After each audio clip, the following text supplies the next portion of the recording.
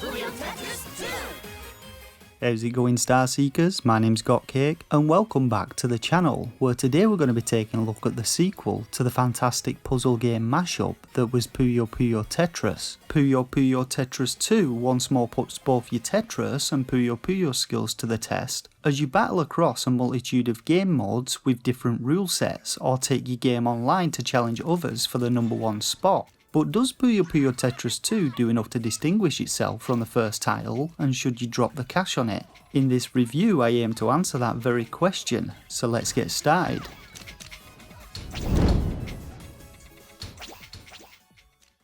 So if you've never heard of Tetris, the king of tile matching puzzle games, then you've likely been living under a rock for the last 36 years, but you can be forgiven if Puyo Puyo sounds unfamiliar, as it was a spin-off of the Japanese Sorcery Saga series and originally marketed as Puyo Pop in America. Either way, I'll quickly run through the basic rules of each game before we get into this game's variants. So standard Tetris sees various shapes called tetraminos falling from the top of the screen to the bottom.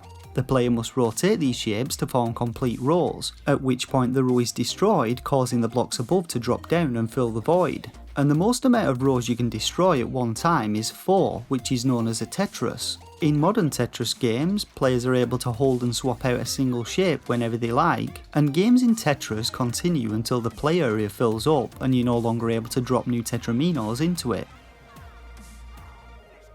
Similarly, games in Puyo Puyo see shapes falling from the top to the bottom of the play area, but this time the shapes are made up of 2 spherical bug-eyed Puyos which come in combinations of various colours. Now unlike Tetris, Puyos are destroyed by placing 4 or more Puyos of the same colour adjacent to one another, at which point the Puyos will pop and those on top of them will drop down. Traditionally, Puyo Puyo sees you battling against opponents, trying to fill up their screen with Puyos before they fill up yours, otherwise it's game over. Popping Puyos sends additional Puyos to your opponent's play area, and you can send an increased number of Puyos across by stacking them so that chain reactions occur when one colour is destroyed and the others fall down to create additional groups of the same coloured Puyos. So now that we've got the basic rules out of the way, let's check out the Puyo Puyo 2 main menu and run through its broad range of game modes to see what's on offer and what, if anything, is new in Puyo Puyo Tetris 2.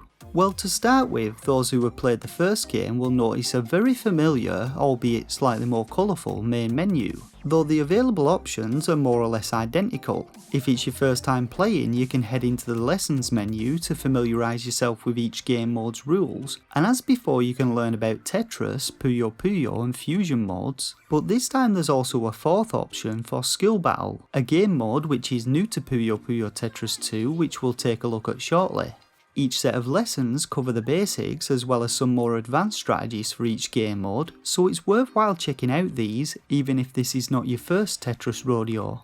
Back at the main menu, next we can check out Adventure Mode, which like the first game features a fully voiced storyline for you to play through. As expected, there's a lot of pretty cheesy dialogue in this game mode, and the story once more sees the Puyo Puyo and Tetris worlds merging. Initially, the main character Ringo has forgotten the events of the first game, but she meets both familiar and new faces and must team up with them to chase after the mysterious Mal and find out who is behind the merging of worlds. Now Adventure Mode once more sees you battling across several different maps, which often have optional branching paths for you to explore. Each point on the map sees you engaging in battles with opponents, which include combinations of both Tetris and Puyo Puyo, so games can see you and your opponent playing the same or different game types. As before, these battles can feature different game modes including standard Tetris and Puyo Puyo, swap mode where you swap between game types every 25 seconds, or the new skill battle mode which sees you selecting a team comprised of 3 characters, each of which comes with their own special ability depending on whether you're playing Tetris or Puyo Puyo. You're also able to equip cards in skill battle mode which boost your character's stats such as health points, mana points, attack and defense.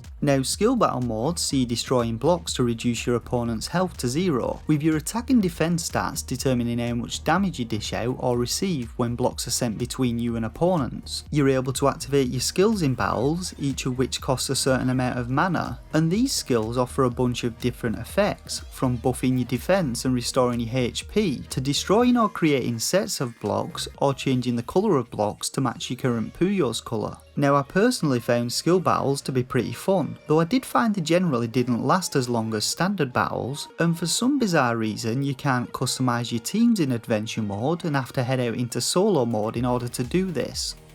Moving away now from adventure mode to Puyo Puyo Tetris 2 solo modes, once more we see a familiar lineup with the addition of skill battle mode, and most of these modes allow you to either battle against multiple opponents at once, or battle an endless number of single opponents in endurance mode. You have standard versus mode where Tetris or Puyo Puyo can be played by you or your opponent, and skill battle mode where you can customise your team skills and cards before engaging in Puyo Puyo or Tetris battles. Swap mode, which as mentioned sees you switching between Puyo Puyo and Tetris game modes every 20 seconds. Party is a time-based mode where you have unlimited lives and have to rack up the highest score you can, either on your own or as a team, but there's a twist in this game mode, as items will appear in the play area, which when destroyed will trigger different effects, like boosting your attack or defense, increasing the number of blocks you drop or receive from opponents, or increasing the speed at which blocks fall into the play area. The next game mode is a rather strange one called Fusion, which blends Tetris and Puyo Puyo together into a single game mode. In Fusion, you'll be dropping both Puyos and Tetraminos into the same play area, so you have to simultaneously try and make and destroy Tetris rows and create chains with Puyos, but you can't make rows which combine both Puyos and Tetris blocks, and Tetraminos will squish any Puyos that they fall onto. Moving on to Big Bang mode then, this mode sees you trying to clear preset patterns of Tetraminos or Puyos as fast as you can, and once the timer reaches 0, you and your opponent's cleared rows are sucked into a black hole. Whoever managed to clear the most rows will deal damage to their opponent based on how many more rows they cleared, and the battle ends when either you or your opponent's health bars is reduced to 0. Finally, Challenge mode once more features the same 6 game modes found in the first Puyo Puyo Tetris. Endless Fever sees you clearing preset chains of Puyos within a time limit. Endless Puyo has you clearing Puyos trying to survive for as long as you can. Tiny Puyo reduces the size of Puyos, which just means more rows of them can fit into the play area.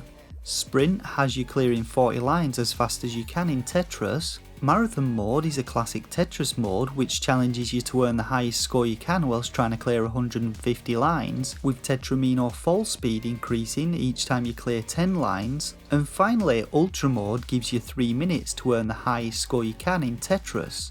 So as you can see, by the inclusion of the new skill battle mode, solo game modes in Puyo Puyo Tetris 2 remain more or less identical. The same can also be said of multiplayer mode, which once more can be played in split screen or via local wireless. Here we have all the same modes plus skill battle, and each mode can be played with up to 4 players, with players teaming up or playing alone. Moving finally over to online mode, we do however get a few changes. To start with, the Puzzle League is now comprised of 4 different leagues. You have the Standard Puzzle League, which combines Puyo Puyo and Tetris, separate Puyo Puyo and Tetris only leagues, and a new Skill Battle League. Now you're also able to select which skill level you want to enter these leagues at, which affects your starting rank, and each of the different league types have their own leaderboards. When it comes to online free play, we get the same game modes plus skill battle, and you're able to join other players' rooms or create your own room and customise its rule sets. Once more, you can also join any of your friends' online sessions, and there are now also online leaderboards for each of the game's solo challenge modes, so you can check out where you rank in these modes against other players around the world. So when it comes down to it, there aren't any huge differences between Puyo Puyo Tetris 2 and the first game.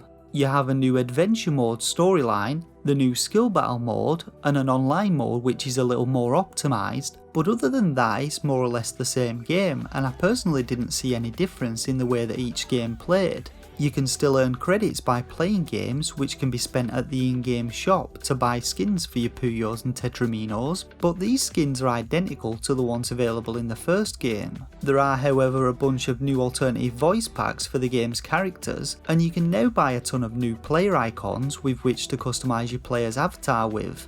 Unsurprisingly though, the one thing that I really wanted them to change with Puyo Puyo Tetris 2 still remains the same, and that is the controller settings, which once more only allows you to select from predefined controller layouts with no way to customise your own layout. This means that Puyo Puyo Tetris 2 suffers from the same issues as the first game when it comes to accidental hard dropping of blocks, due to the tiny D-pad on the Pro controllers, so if like me you've had this happen to you whilst playing the first game, you're once again gonna have to slow down your gameplay and play more carefully, or switch back to using the Joy-Con, which is a little better with its separated D-pad buttons.